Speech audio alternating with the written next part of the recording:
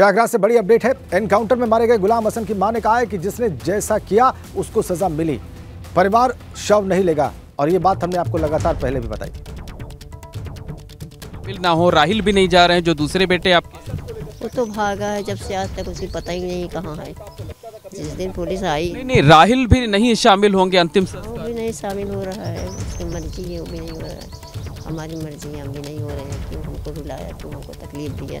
आज नेक रास्ता चलते, सीधी रास्ता चलते तो कौन था तुमको मारने वाला कि मार देता। मतलब गुलाम ने आपको भी तकलीफ दी, परिवार को तकलीफ दी, इसी वजह से आप उसके अंतिम दीदार, आखिरी दीदार नहीं करना चाहिए। बहुत तकलीफ दिया बेटा, तकलीफ न देता तो आज इस दर पे हम खड़े होते।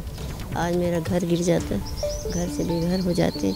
अब हम किराए पर किराए रहे हैं, कहाँ से पैसा देंगे। 3 कमरा 4 रहे किराए से अपनी ज़िंदगी काट रहे थे। अब गिर गया, कैसे हम ज़िंदगी पार करेंगे बताइए, कौन देगा हमें। बिल्कुल, देखिए ये गुलाम की मां खुशनुदा बानो है, लेकिन गुलाम के भाई राहिल हसन भी हमारे साथ हैं। हम उनसे भी बात कर लेते हैं, उनसे जान लेते हैं। राहिल बताइए, आपकी मां ने तो बहुत सख्त फैसला लिया है कि वो गुलाम की शक्ल नहीं देखेंगी, अंतिम संस्कार में नहीं शामिल होंगी, आपका क्या फैसला है? बिल्कुल, माँ का जो फैसला है वही हमारा भी फैसला है, और बिल्कुल हम लोग ना शव लेंगे, ना ही देखेंगे, ना ही अंतिम संस्कार में शामिल होंगे।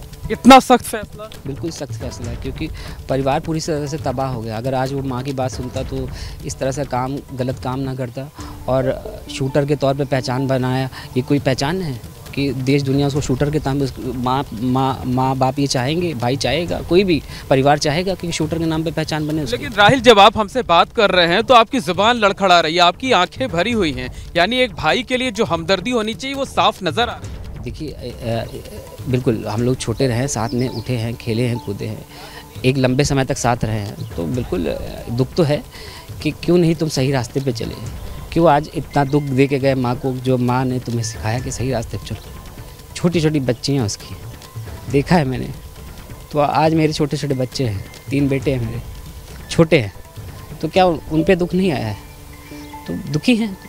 किस तरह का काम करके क्यों परिवार को कलंकित किया, क्या ज़रूरत थी? सब अपना अलग कमा खा रहे थे, कोई ज़रूरत नहीं थी। कोई मतलब आप लोग, आप और आपकी माँ दिख रहे हैं, उनकी आंखों से भी लगातार ये आंसू जो है वो छलक रहे हैं, उनके आंसू भी थमने का नाम नहीं ले रहे हैं। आप लोग दुखी हैं, लेकिन ये मानते हैं कि गुलाम ने जो किया वो गलत किया। देखिए, गलत को गलत कहना चाहिए, माँ ने यही सिखाया, और हम लोग की शिक्षा दीक्षा हमेशा यही हुई है, माँ ने उसको भी सिखाया, लेकिन वो गलत रास्ते पर चलेगा। आज हम सही को सही ना बोले, क्योंकि मेरे ऊपर आई है तो हम सही को सही ना बोले तो ये तो गलत होगा ना। गुलाम के साथ पुलिस ने, STF ने जो किया उसको ठीक मानते हैं? बिल्कुल, वो बहुत ही गलत काम किया था, इसलिए उसको ये नतीजा भुगतना पड़ा। अगर सही काम करता तो जैसे हम आप सड़क पे खड़े हैं, बात कर रहे हैं, तो क्या हम वो भी नहीं ज़िंदगी जीता ना।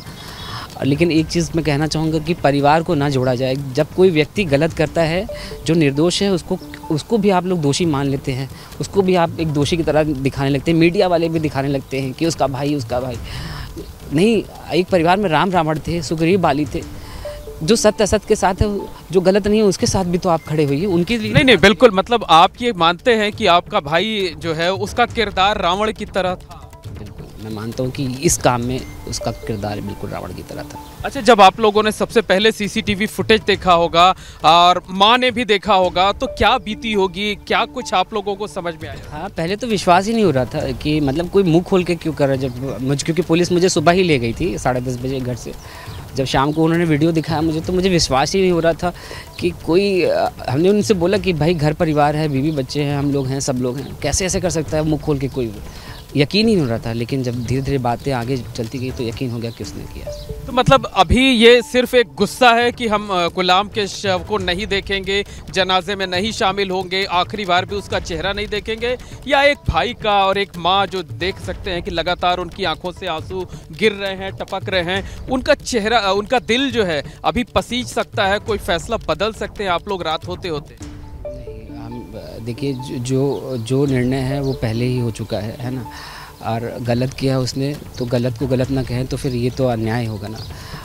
क्यों ना कहें गलत को गलत? किया है गलत तो कहेंगे ना, भाई है, परिवार है, तो छुपा लेंगे नहीं भैया वो गलत नहीं किया, उसने गलत किया ना। क्यों मारा किसी के बेटे को? क्या ज़रूरत थी किसी के बेटे को मारने की? आपको उसकी माँ नहीं थी, आज आप अपनी माँ को रुला रहे हो, भाइयों के आँख में आंसू है, बीबी आपकी रो रही होगी, तो सब दुखी होंगे ना। तो क्यों किया आपने? बिल्कुल, एक दो लाइन माँ से बात कर लेते हैं, उसके बाद ये बताइए कि क्या संदेश आप दूसरे लोगों को देना चाहती हैं, दूसरी माँओं को जो जिनके बेटे बिगड़ जाते हैं?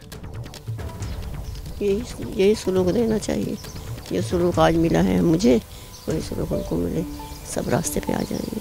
तो बिल्कुल देखिए, ये गुलाम के परिवार के लोग हैं, उनकी माँ हैं, उनके भाई हैं, जिनका साफ तौर पर कहना है कि वो गुलाम के शव को नहीं लेंगे पुलिस की कस्टडी से। इसके साथ साथ ना तो अंतिम संस्कार में शामिल होंगे और ना ही आखिरी बार उसकी सूरत देखना चाहेंगे। तो एक बड़ा फैसला लिया है गुलाम के परिवार वालों ने।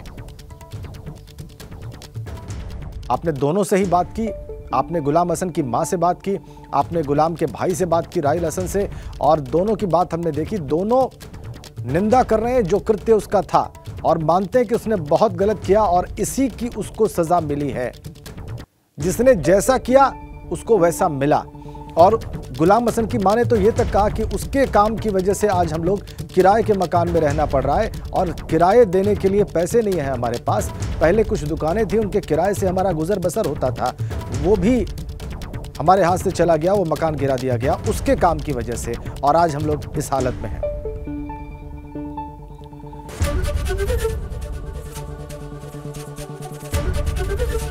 एबीपी गंगा, खबर आपकी, जुबान आपकी।